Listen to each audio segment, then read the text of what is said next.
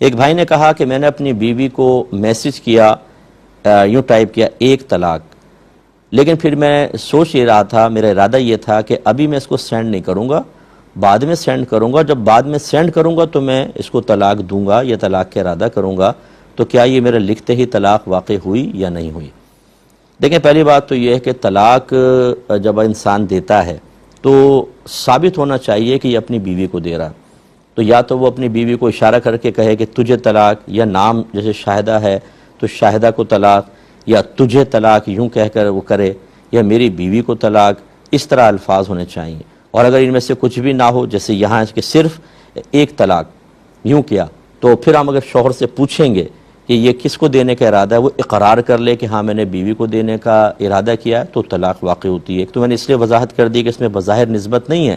لیکن شوہر نے اپنی بیوی کے لیے ہی الفاظ لکھے ہیں، کیونکہ خود وہ کہہ رہے ہیں کہ بعد میں میرا ارادہ تھا کہ میں طلاق دے دوں گا۔ تو لہٰذا یاد رکھیے کہ جب بیوی کو طلاق دینے کے ارادے سے لفظ لکھے تو جیسے ہی لکھیں گے یا لکھوائیں گے طلاق واقع ہو جائے گی۔ اب ہمارے یہاں خرابی ہوتا ہے کہ ہم دین سیکھتے نہیں ہیں۔ بہت ہی کم ایسے ہوں گے جو مجھے بھائی بہن سن رہے ہیں جو میرڈ ہیں کہ آپ نے شادی سے پہلے حقوق زوجین کورس کیا ہو، طلاق کے مسائل سیکھے ہوں۔ کتنی مرتبہ شوہر غصے میں آ کر الفاظ ادا کرتے ہیں، اس سے نکاح ختم ہو جاتا ہے، لیکن پتہ ہی نہیں 20 سال سے ساتھ رہ رہے ہیں،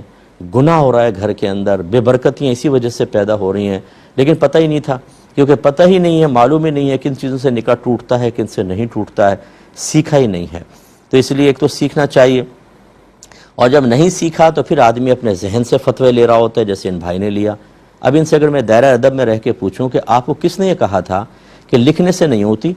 جب آپ لکھ بھی دیں گے، ارادہ کریں گے کہ اب میں طلاق دے دوں گا تو ہوگی، یہ آپ نے کس سے پوچھا تھا؟ کسی سے بھی نہیں پوچھا۔ اگر پوچھا ہوتا اور اس کا جواب مل گیا ہوتا اور ان کی مرضی کے موافق ہوتا تو پھر مجھ سے پوچھنے کی ضرورت کیا تھی؟ اس کا مطلب ہے خود ہی لکھا، خود ہی ایک فیصلہ کر لیا، اپنے ذہن سے فتویٰ لیا، اس پہ عمل بھی کر لیا، لیکن اب خود بدھ ہوئی تو کہ چلو مفتی صاحب سے پوچھ لیں۔ یہ میجر مسٹیک ہے۔ میں اپنے تمام دیکھنے والوں کو مزید یہ کہتا ہوں کہ ایک تو اپنے ذہن سے فتویٰ نہ لیں۔ آپ ABC آپ نے سیکھی نہیں ہوتی، پھر آپ کا ذہن آپ کو درست مشورہ کیسے دے سکتا ہے؟ دوسری بات یہ ہے کہ طلاق جیسے سینسٹیو مسئلے کے لیے ہمارا کلپ بھی آپ سنیں نا، اس سے بھی نتیجہ نہ نکالیں جب تک کہ تصدیق نہ کر لیں، کیونکہ ہو سکتا ہے کہ ہم اگر کوئی بات سمجھا رہے ہیں وہ کسی اور مسئلے کے تحت ہو، آپ اسے اپنا مسئلہ سمجھ کر اس سے نتیجہ نکالیں، کیونکہ ذرا سی نوعیت بدلتی ہے، حکم بدل جاتا ہے، تو بھی آپ مسٹیک کریں گے۔